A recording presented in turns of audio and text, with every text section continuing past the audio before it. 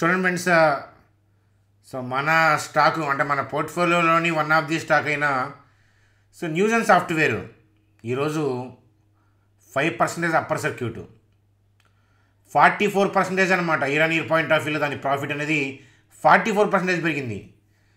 Joke కాదు కదా. అందువల్ల ఏంటంటే అప్పర్ సర్క్యూట్ హిట్ చేసింది. అలాగే రీసెంట్గా బోనస్ ఇచ్చారు. ఓవరాల్గా మనకి రిటర్న్స్ ఎంత, అలాగే ఇప్పుడు ఇంకా హోల్డ్ చేస్తున్నాను, మరి ఫర్దర్గా న్యూ ఆపర్చునిటీ ఏదైనా ఉందా ఇన్వెస్ట్మెంట్ చేయడానికి, దాని గురించి ఈ వీడియోలో డిస్కస్ చేద్దాం. అలాగే యుఎస్ మార్కెట్లు పతనం అవుతూ ఉన్నాయి. అంటే మనం ఏదైతే 2 ట్రేడింగ్ సెషన్స్కి ముందునే డౌన్ ట్రెండ్ స్టార్ట్ అయింది అని అనుకున్నామో అదే జరుగుతూ ఉంది. కాకపోతే యుఎస్ మార్కెట్లో ట్రేడ్ చేస్తున్నప్పుడు ఎలాంటి జాగ్రత్తలు తీసుకోవాలనేది కూడా చెప్తాను. ఒకవేళ అక్కడ చేస్తూ ఉన్నా కూడా ఎలా చేయాలి, అక్కడ మనం చేయం కదా అంటే చేయకపోయినా అంటే చార్ట్ అనేది స్టడీ పర్పస్కి పనికొస్తుంది అనమాట. సెల్ చేయాలా ఏం చేయాలనేది, డౌన్ సైడ్ టార్గెట్ ఎక్కడ దాకా వెళ్తుంది, అసలు డౌన్ సైడ్ వెళ్తుందా లేదా అనేది కూడా ఈ వీడియోలో డిస్కస్ చేద్దాం. అలాగే మరి యుఎస్ మార్కెట్లో పడుతూ ఉన్నాయి, వోలటాలిటీ కూడా ఉంది. మేబీ మీరు వీడియో చూసేటప్పటికే అది గ్రీన్లో కూడా ఉండొచ్చు. కానీ మరి దీని ఇంపాక్ట్ రేపటి ఇండియన్ స్టాక్ మార్కెట్ మీద ఎలా ఉంటుంది అనేది ఈ వీడియోలో డిస్కస్ చేద్దాం. అలాగే ఏంటంటే హాట్ కేక్ హెచ్డిఎఫ్సి బ్యాంక్ యొక్క Q3 రిజల్ట్స్ ఎలా ఉన్నాయి, ఫర్దర్గా హెచ్డిఎఫ్సి బ్యాంక్లో రేపు రియాక్షన్ స్టాక్ మార్కెట్లో ఎలా ఉంటుంది అనేది చార్ట్లో కూడా స్టడీ చేద్దాం. ఎల్టీటీఎస్ అంటే L&T టెక్నాలజీ సర్వీసెస్ యొక్క Q3 అప్డేట్ గురించి కూడా ఈ వీడియోలో డిస్కస్ చేద్దాం. నిఫ్టీ బ్యాంక్ నిఫ్టీ చార్ట్స్తో సింపుల్గా వీడియోని ఎండ్ చేసే ప్రయత్నం చేద్దాం. చూడండి ఫ్రెండ్స్, వీడియోలోకి వెళ్ళే ముందు మన ఛానల్ వీడియోని లైక్ చేయడం అనేది మన జన్మ హక్కు, కాబట్టి వీడియోని లైక్ చేసి కంటిన్యూ చేద్దాం. చూడండి, మనం నిన్న మాట్లాడుకున్నాము బ్యాంక్ నిఫ్టీలో సెల్ ఆర్డర్స్ ఉన్నాయి కాబట్టి వోలటాలిటీ ఉంటుంది. షార్ట్ సెల్ పాయింట్ ఆఫ్ వ్యూలో వెళ్ళకూడదు, కానీ పైకి కిందకి వోలటాలిటీ, హెవీ వోలటాలిటీ ఉంటుంది. రేపు వోలటాలిటీ ఉంటుంది అనేది అక్కడ ఉన్న బై ఆర్డర్స్ సెల్ ఆర్డర్స్ని బట్టి తెలుస్తుంది తప్ప వోలటాలిటీ వచ్చిన తర్వాత విక్స్ చూస్తే కనుక వోలటాలిటీ ఉందని తెలుస్తుంది అనేది మనం డిస్కషన్ చేశాము. ఆల్రెడీ మీరందరూ కూడా వినుంటారు. రెగ్యులర్ సబ్స్క్రైబర్స్ అయితే వీడియోని చివరి దాకా చూస్తారు కాబట్టి మీరు లాస్ట్ నైట్ వీడియోలో చూసుంటారు. ఎవరైనా కొత్తగా వాచ్ చేస్తుంటే కనుక ఈ వీడియోలో నేను బ్యాంక్ నిఫ్టీ ఎక్స్ప్లెనేషన్ ఏమి ఇచ్చాను అనేది ఒకసారి వెరిఫై చేయండి అని చెప్పి చెప్తాను. కొత్తగా వచ్చే వాళ్ళకి ఏంటంటే నేను సబ్స్క్రైబ్ చేయమని చెప్పి నేను చెప్పను అనమాట. ఒక 3-4 వీడియోస్ కనుక మీరు చూస్తే వెనక్కి వెళ్ళి మీకే నచ్చి సబ్స్క్రైబ్ చేస్తారు మన ఛానల్ని అని చెప్పి చెప్తాను. వీడియోని లైక్ చేయడం ఎట్టి పరిస్థితిలో మర్చిపోవద్దు. చూడండి ఫ్రెండ్స్, ముందుగా న్యూస్ అండ్ సాఫ్ట్వేర్ గురించి చూద్దాం. న్యూస్ అండ్ సాఫ్ట్వేర్ యొక్క Q3 ప్రాఫిట్ అనేది 44% ర్యాలీ అయింది. స్టాక్ అనేది అప్పర్ సర్క్యూట్ అనమాట. Upper circuit. అలాగే ఏంటంటే మనం ఈ Q3లో రెవెన్యూ చూస్తే ఇయర్ పాయింట్ ఆఫ్ వ్యూలో 27% గ్రో అయింది. సూపర్ కదా. మంచి రిజల్ట్స్ పోస్ట్ చేసింది. కన్సిక్యూటివ్గా ఈచ్ అండ్ ఎవ్రీ క్వార్టర్ అద్భుతమైన పర్ఫార్మెన్స్ ఇవ్వడంతో స్టాకు మనకి చాలా ఇచ్చింది కదా. చాలా అంటే మనకి బోనస్ వచ్చింది ఇప్పుడు రీసెంట్గా. అలాగే మనకి గెయిన్స్ పాయింట్ ఆఫ్ వ్యూలో మీకు ఎంత గెయిన్ అయ్యింది మనం ఇన్వెస్ట్మెంట్ చేసిన దగ్గర నుంచి, అంటే బోనస్కు ముందు మనం 370లో 360, 312, 321, 331 ఈ నెంబర్స్లో ఇన్వెస్ట్మెంట్ చేసాం. బోనస్ 1:1 బోనస్ అవ్వటం వల్ల స్టాక్ ప్రైస్ అలా స్ప్లిట్ అయ్యి మనకి 900 చేంజ్ కనిపిస్తుంది. ఒకసారి చార్ట్లోకి వెళ్ళి చూద్దాం పదండి. చూడండి ఫ్రెండ్స్, స్టాక్ అనేది మనకి బోనస్ ఇచ్చింది. బోనస్ వచ్చినా బోనస్ ఇవ్వకపోయినా కూడా మనకేం బెనిఫిట్ అవ్వదు. చాలామంది బోనస్ ఇస్తే ఏంటో గొప్పగా ఏదో వచ్చింది అనుకుంటారు ఇమీడియట్గా. 2 కేజీల కేకు మీరు కొనుక్కున్నా ఒకటే, 2 సింగిల్ కేజీ కేక్ కొనుక్కున్నా ఒకటే కదా. ఏమన్నా మారుతుందా? వాళ్ళు నాన్ వెజ్ తెచ్చుకొని ఉంటారు చాలామంది. 2 కేజీలు ఒకటే పట్టేయమని ఉంటారు పెద్ద ఫ్యామిలీ అయితే. లేదు అని అంటే కొంతమంది ఏంటంటే సింగిల్గా 2 కేజీలు ఏమంటారు. తేడా ఏమి ఉండదు కదా. కాబట్టి ఏంటంటే అలాగే ఇక్కడ కూడా ఏంటంటే న్యూస్ అండ్ సాఫ్ట్వేర్ కూడా అంతే అనమాట. ఇక్కడ థింగ్ ఏంటి అని అంటే బోనస్, స్ప్లిట్, డివిడెండ్ ఇట్లాంటివి ఏంటంటే లాంగ్ రన్లో మనం చెప్పుకోవడానికి బాగుంటాయి, మనం కూడా క్యాలిక్యులేట్ చేయడానికి బాగుంటాయి. కానీ బోనస్ ఇస్తున్నారనే పాయింట్ ఆఫ్ వ్యూలో వెళ్తే ఏం బెనిఫిట్ ఉండదు. చాలామంది రిఫ్లెక్ట్ అవ్వలేదు అని చెప్పి బోనస్ గురించి మాట్లాడుతున్నారు. అవుతాయి. వర్రీ ఏమవుద్దు, అవ్వకపోతే అవుతాయి అనమాట. అట్లాగే ఏంటంటే న్యూస్ అండ్ సాఫ్ట్వేర్ 900కి వెళ్ళింది, సర్క్యూట్ పడింది. ఈ రిజల్ట్స్ రావడంతో అలా పడిపోయింది కాబట్టి ఇంకా ర్యాలీ అవుతుంది. స్మాల్ క్యాప్ రాకెట్ అని చెప్పి ఇన్వెస్ట్మెంట్ చేయించాం. ఆల్రెడీ రాకెట్ అనేది స్పష్టమైంది కదా, ఫర్దర్గా కూడా ర్యాలీ అవ్వబోతుంది. అయితే ఇలాంటి స్టాక్స్ని మళ్ళీ కొనొచ్చు. ఆల్రెడీ ఉన్నవాళ్ళు కూడా కొద్దిగా అక్యుములేట్ చేయొచ్చు. కానీ ఇప్పుడైతే కాదు. రీట్రేస్మెంట్స్లో, కరెక్షన్స్లో, ఐటీ ఇండెక్స్ ఫాలో అవుతున్నప్పుడు, so every year each and every day stock మార్కెట్లో ఈచ్ అండ్ ఎవ్రీ సెక్టర్ అనేది అవుట్ పర్ఫామ్ చేయదు కదా. సో ప్రతి దానికి టెంపరీ బ్యాడ్ న్యూస్ వస్తాయి, టెంపరీ బ్యాడ్ డేస్ వస్తాయి. సో అట్లాంటప్పుడు వీటి జోలికి వెళ్దామని చెప్తాను. చూడండి friends, so Dow Jones chart చూస్తున్న స్క్రీన్ మీద. సో యుఎస్ మార్కెట్లో సెల్ ఆఫ్ స్టార్ట్ అయింది అనే పాయింట్ ఆఫ్ వ్యూలో ఎప్పుడు మాట్లాడుకున్నాము అని అంటే చూడండి, అంటే వాళ్ళ క్యాండిల్ ఇది రన్నింగ్ ఇప్పుడు. సో నేను వీడియో చేస్తున్నప్పుడు 9:45 అయింది దగ్గరగా. సో 9:42 కనిపిస్తుంది కదా. సో అయితే ఏంటంటే ఈ రెడ్ క్యాండిల్ కాదు, దానికి ముందు రోజు రెడ్ క్యాండిల్ అప్పుడు మాట్లాడాము బ్రాడ్ వ్యూ మారిపోయిందని. అయితే లోయర్ లెవెల్ నుంచి బయింగ్ వచ్చింది. సో అలాగే నెక్స్ట్ డే మన ఇండియన్ స్టాక్ మార్కెట్ పాజిటివ్గా వెళ్ళింది.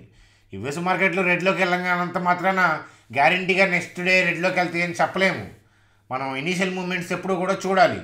అయితే యుఎస్ మార్కెట్లో బ్రాడ్ వ్యూ డౌన్ కదా, దానికి మాత్రం స్టిక్ అయి ఉన్నానని చెప్పాను. సో కదా బ్రాడ్ వ్యూ ఉంది చూసారా, అది ఇప్పుడు యుఎస్ మార్కెట్లో అక్కడ బిజినెస్ అప్డేట్స్ ఏంటి, థింగ్స్ ఏంటి, ఈచ్ అండ్ ఎవ్రీ మినిట్ నేను చూస్తున్నానా? నైట్ నిద్రపోకుండా దానికి ఏమైనా కాపలా కాస్తున్నానా? లేదే. కానీ సో బ్రాడ్ వ్యూ కనిపెట్టగలుగుతున్నాం కదా.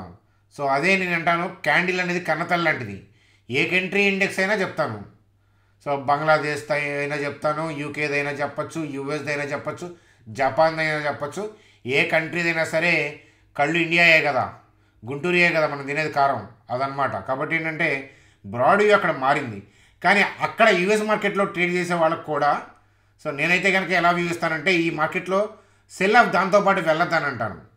సో లాంగ్స్లో ఉండే ప్రాఫిట్ బుకింగ్ చేసుకోవడమే కానీ సెల్ ఆఫ్ వెళ్ళొద్దు అని అంటాను. ఎందుకంటే దీనికి తగ్గట్టుగా అనుకూలంగా పెద్ద బ్యాడ్ న్యూస్లు ఏం లేవు. ఇక్కడ ఈ థింగ్స్ స్టార్ట్ అవ్వడానికి కారణం ఏంటంటే సిపిఐ ఇన్ఫ్లేషన్ నెంబర్స్ అనేది కొంచెం పెరగడంతో ఇప్పట్లో రేట్ హైక్ అనేది ఉండదు అనేది మార్కెట్ అంచనా వేస్తుంది. సో దానివల్ల పడటం కరెక్టే. కాకపోతే ఏంటంటే పెద్ద బ్యాడ్ న్యూస్ ఏం కాదు కదా. సో ర్యాలీ అవుతుంది, ఎర్నింగ్స్ బాగున్నాయి కాబట్టి. సో అలాగే ఏంటంటే దీనివల్ల ఈ రేట్ కట్ ఉండకపోవడం వల్ల డిమాండ్ తగ్గిపోతుంది. భవిష్యత్తులో అంత ఊపు ఉండదు ఎర్నింగ్లో అనే పాయింట్ ఆఫ్ వ్యూలో కాస్త రీట్రేస్మెంట్, సో సెల్ ఆఫ్కి రీట్రేస్మెంట్కి ఇన్ బిట్వీన్ జరుగుతుంది. సో అలాంటప్పుడు ఏంటంటే మనం ఏ రోజు ఆ రోజు ఇంట్రాడే చేసుకొని క్లోజ్ చేయాలి. ఒకవేళ సెల్ చేసినా ఏ రోజు ఆ రోజు క్లోజ్ చేసుకోవాలన్నమాట. సపోజ్ ఒకవేళ ఇక్కడ నేను సెల్ చేసి ఉంటే కనుక ఇంట్రాడేలో, సో నేనేం చేస్తానంటే ఈ క్యాండిల్, సో ఇక్కడ మీకు ఇక్కడ గ్రీన్ క్యాండిల్ కనిపిస్తుందా, సో ఈ ఏరియాలో ఏంటంటే నేను ప్రాఫిట్ బుకింగ్ చేసేసుకుంటాను. ఒకవేళ అంటే ఇంట్రాడేలో కొడితే 37,276 ఈ ఏరియాలోకి ప్రాఫిట్ బుకింగ్ చేసుకుంటాను. అక్కడికి వెళ్తుందా లేదా అనేది కూడా రన్నింగ్లో చూసుకుంటూ చేయాలి. అదవుతుందా అదనమాట. సో ఓవరాల్గా ఏంటంటే డౌన్ ట్రెండ్ కొనసాగుతుంది కానీ షార్ట్ సెల్ క్యారీ ఫార్వర్డ్ చేయడానికి కరెక్ట్ అయిన మార్కెట్ అక్కడ కాదు. సో కానీ ఈ డౌన్ ట్రెండ్ మేబీ కొనసాగి సో అప్కమింగ్ డేస్లో 37,117కి డౌ జోన్స్ టచ్ అవ్వచ్చు అదనమాట. అట్లా అని చెప్పి అక్కడ మార్కెట్లో నేనైతే కనుక సేల్ కొట్టను, నేను ఉన్నా కూడా. ఎందుకనంటే ప్రాపర్ కాజ్ లేదు, అలాగేంటంటే ఇంటెన్సిఫైడ్ సెల్లింగ్ అయితే కాదు అది. సో అట్లా అని రీట్రేస్మెంట్ లాగా కూడా కనిపించట్లేదు. ఇన్ బిట్వీన్ రీట్రేస్మెంట్ కాదు, అట్లా అని సెల్ ఆఫ్ కాదనమాట, ఇన్ బిట్వీన్ నడుస్తూ ఉంది. కాబట్టి ఏ రోజు ఆ రోజు ఇంట్రాడే పాయింట్ ఆఫ్ వ్యూలో సెల్ చేసుకునే స్ట్రాటజీ వాడతాను అలాంటి మార్కెట్లో నేను వెళ్తే డౌన్ సైడ్ అదనమాట. సో అప్కమింగ్ డేస్లో hopefully so it may touch 37,117 or it may not also. చూడండి ఫ్రెండ్స్, మరి మన నిఫ్టీ పరిస్థితి ఏంటి అని అంటే సో దాని ఇంపాక్ట్ అనేది ఎలా ఉంటుంది అని అంటే అది యుఎస్ మార్కెట్లో ఎలా క్లోజ్ అవుతాయి అనేది ఎవరూ ఊహించలేము. ఇప్పుడు ఎలా చెప్పలేము. ఒకవేళ యుఎస్ మార్కెట్లు రెడ్లో ఉన్నా రేపు థింగ్స్ బాగుండి, ఏషియన్ మార్కెట్స్ బాగుండి, అలాగే డౌ జోన్స్ ఫ్యూచర్ పాజిటివ్గా ఉంటే ఏంటంటే మార్కెట్ ఏంటంటే న్యూట్రల్ టు పాజిటివ్ వైపు వెళ్ళే అవకాశం ఉంది. అంటే అటువైపు మూవ్ చేసే ప్రయత్నం చేస్తారు కదా. కానీ వాటన్నిటిని ఇప్పుడు మనం ఊహించలేం కదా డౌ జోన్స్ ఫ్యూచర్ ఎలా ఉంటుందని. అలాగే యూఎస్లో కూడా హెవీ సెల్ ఆఫ్ కాదు. ఒకవేళ యూఎస్లో సెల్ ఆఫ్ జరుగుతుంది అని అనుకున్నా కూడా మన చార్ట్లో ఏంటంటే ఇండికేషన్ అంటే టెక్నికల్గా ఇక్కడ బ్రాడ్ వ్యూ చేంజ్ అయింది అనే ఇండికేషన్ వస్తే మీకు టెలిగ్రామ్ గ్రూప్లో ముందు అప్డేట్ ఇస్తాను. అప్పటిదాకా మనం షార్ట్ సెల్ పాయింట్ ఆఫ్ వ్యూలో చూడం. కాకపోతే ఏంటంటే ఇప్పుడున్న పరిస్థితికి అయితే కనుక జాగ్రత్తగా ఉండాలి. అలాగేంటంటే మనకి రీట్రేస్మెంట్ వస్తే ఈ 21,936, 21,834 దగ్గర బై ఆర్డర్స్ ఉన్నాయి.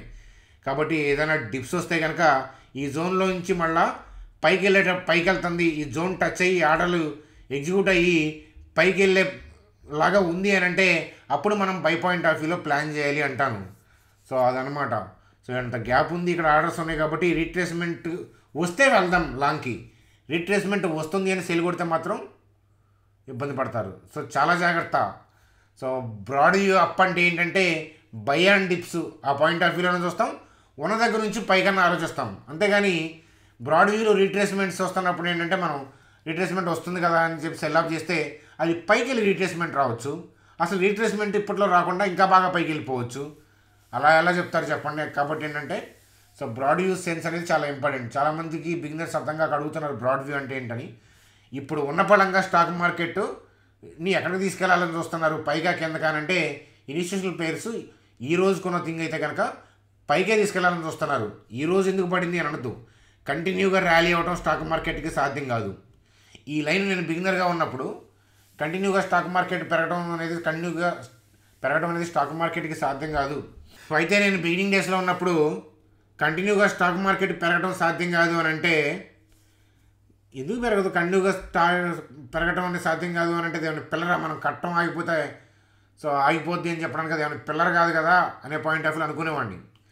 సో లేటర్ మనకేంటంటే అర్థమైంది ఏంటంటే అది కంటిన్యూగా పెరగడం సాధ్యం కాదు. ఎందుకంటే మీ ఊళ్ళో పొలం కూడా మీరు కంటిన్యూగా కొంటూ వెళ్ళండి, అమ్మేవాడు ఎక్కువ చెప్తూ ఉంటాడు. సో అప్పుడు మీరు ఆపేస్తారు కొనటం.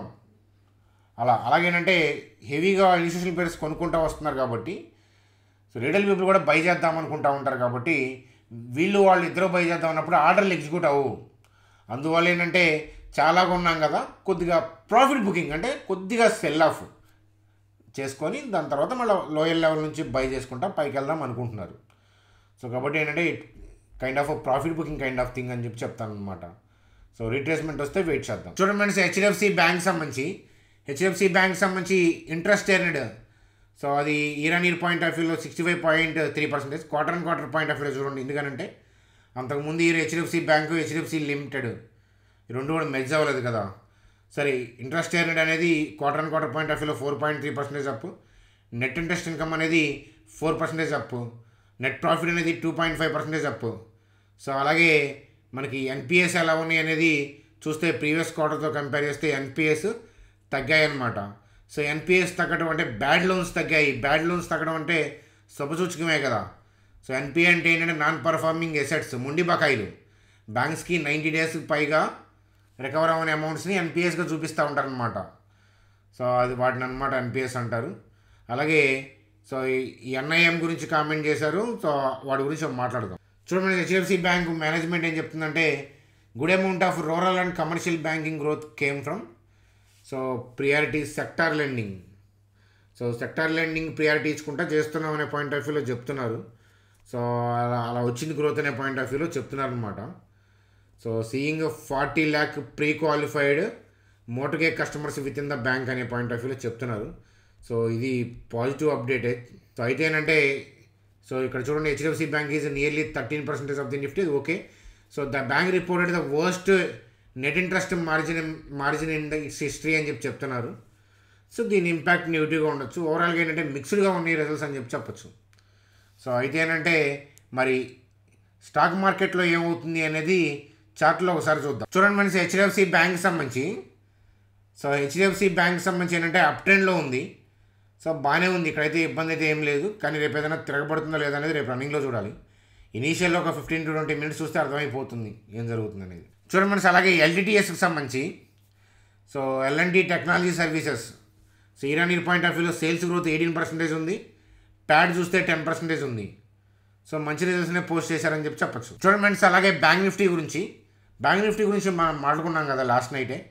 సో ఏరియాలో సెల్ ఆర్డర్స్ ఉన్నాయి కాబట్టి, కానీ బ్రాడ్ వ్యూ పైకి వెళ్తుంది, వాళ్ళు కూడా పైకి వెళ్ళాలని ఇంటెన్షన్తో ఉన్నారు కాబట్టి ఈ ఏరియాలో సెల్ చేసుకొని లోయర్ లెవెల్ నుంచి బయింగ్ చేస్తారని సో అదే చేశారు. అలాగే ఈ ఏరియాలో క్లియర్ అయ్యేదాకా కొంచెం ఆగండి. కానీ మార్కెట్ అయితే కనుక ఇప్పుడున్న పరిస్థితి, ఇప్పుడున్న చార్ట్కి అయితే కనుక it is aiming for 48,631 breakout. కాబట్టి ఈ 48,386 బ్రేక్అవుటే కాదు, ఈ 48,631 బ్రేక్అవుట్ కూడా వచ్చి తీరుతుంది, అందులో డౌటే లేదు అని చెప్తాను. ఇప్పుడున్న మార్కెట్ చార్ట్కి ఏదైనా బ్రాడ్ వ్యూ తిరగబడుతుంది అని అనిపిస్తే కనుక మీకు టెలిగ్రామ్ గ్రూప్లో ముందుగా అప్డేట్ ఇస్తాను. డైనమిక్గా టెలిగ్రామ్ గ్రూప్లో చూడండి. అంతేగాని ఈరోజు వీడియోలో ఉన్న థంబ్నెయిల్ని చూసుకొని రేపు అలాగే ఉండాలని స్టాక్ మార్కెట్ ఉండదన్నమాట. కాకపోతే బ్రాడ్ వ్యూ అస్తమానం చేంజ్ అవ్వదు. మీకు బ్రాడ్ వ్యూ చేంజ్ అయిన ప్రతిసారి ఆల్మోస్ట్ మీకు మెసేజ్ చేశాను. యూఎస్ మార్కెట్లో అయినా ఇండియన్ మార్కెట్లో అయినా నేను అవైలబిలిటీ ఉండకపోతే తప్ప. So broad view down side అంటే డౌన్ సైడ్ వెళ్తున్న మార్కెట్ బ్రాడ్ వ్యూ మారిపోతుంది, బాటమ్ అవుతుంది అన్నప్పుడు అలాంటి మెసేజ్ పెట్టాను. లేదా బాగా ర్యాలీ అవుతున్న మార్కెట్, సో మనకి మార్నింగ్ మార్కెట్ ఓపెన్ అయ్యి 10-15 మినిట్స్లోనే మనకి పెద్ద ఫాల్ లేకపోయినా కూడా ఇంకా ఫాల్ స్టార్ట్ అవ్వకముందే మీకు చాలాసార్లు అబ్బాయి అయిపోయింది దీని పరి, లాంగ్స్ మనం ప్రాఫిట్ బుకింగ్ చేసుకుందాం, షార్ట్ వైపు థింక్ చేద్దాం అనే మెసేజ్ నేను చాలాసార్లు పెట్టాను. అర్థమవుతుంది కదా. కాబట్టి ఏంటంటే సో అలాంటి అప్డేట్స్ కావాలంటే మీరు చూస్తున్న వీడియో కింద టెలిగ్రామ్ లింక్ ఇచ్చాను, అంటే వీడియో డిస్క్రిప్షన్లో ఉంటుందన్నమాట. సో వీడియో డిస్క్రిప్షన్లో మీరు టెలిగ్రామ్ లింక్ ద్వారా మీరు జాయిన్ అవ్వచ్చు. అలాగే ఇక్కడ ఏంజల్ జరోదా లింక్స్ ఇచ్చాను. మన లింక్స్ ద్వారా అకౌంట్ ఓపెన్ చేస్తే ఈ నెంబర్కి మీరు ఐడి పంపించారనుకోండి, డీమ్యాట్ గ్రూప్లోకి వస్తారు. డీమ్యాట్ గ్రూప్లోకి వస్తే లైఫ్ టైం ఇన్వెస్ట్మెంట్ వ్యూస్ మీరు ఫ్రీగా చూడొచ్చు. ఇంట్రాడే వ్యూస్, నిఫ్టీ ట్రేడ్స్ వాటికైతే మీరు సో డీమ్యాట్ అకౌంట్ ఓపెన్ చేయాల్సిన అవసరం ఏం లేదు. సో అవి ఫ్రీగానే నేను టెలిగ్రామ్ గ్రూప్లో ఇస్తాను. ఇన్వెస్ట్మెంట్ పాయింట్ ఆఫ్ వ్యూలో హెల్ప్ కావాలి, so long term point of వ్యూలో మీ అకౌంట్ గ్రోత్, సో అలాగే మేము ఈటీఎఫ్లు చేస్తూ ఉంటాం, అలాంటి వాటికి సంబంధించిన గైడెన్స్ అట్లాంటివన్నీ కూడా మీకు బెనిఫిట్ అవుతాయి డీమ్యాట్ గ్రూప్లోకి వస్తే. సో ఫోర్స్ ఏం లేదు అట్లా అని, అప్లికేషన్ ఏం నేను చెప్పను. ఎందుకనంటే ఇన్వెస్ట్మెంట్స్ కూడా మీరు అట్లీస్ట్ 60% ఫ్రీగానే ఫ్రీ టెలిగ్రామ్ గ్రూప్లో చూస్తారు. వీడియోలో కూడా చూస్తూ ఉంటారు కదా, మీకు తెలిసిందే కదా, కొద్దిగా ఎడ్జ్ ఉంటుంది డీమ్యాట్ గ్రూప్లోకి వస్తే. సో అది ఫ్రెండ్స్ మనకి లేట్ నైట్ వీడియో. సో నచ్చితే లైక్ చేయండి, లైక్ చేయడం మర్చిపోవద్దు. So subscribe చేశారనుకుంటున్నాను. సో మీరు ఏదైనా క్వెరీస్ ఉంటే కామెంట్ సెక్షన్లో కామెంట్ చేయండి. Bye friends, good day.